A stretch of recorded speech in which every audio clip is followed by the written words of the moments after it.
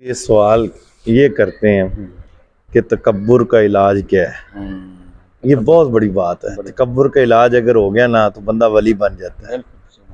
تکبر کا علاج ہم تو کیا بتائیں، جب سرکار نے بتا دیا تو ہمیں اس پر ہی عمل کرنا چاہیے۔ نبی کریم صلی اللہ علیہ وآلہ وسلم، حضرت ابو امامہ سے روایت ہے کہ نبی کریم صلی اللہ علیہ وآلہ وسلم نے فرمایا، جس نے اپنا خود سامان اٹھایا وہ تکبر سے بری ہو گیا۔ کیا بات، بندے کی اوقات نہیں بدلتی، اپنا خود سامان اٹھائیں، گھر میں کوئی کام ہے تو خود کریں۔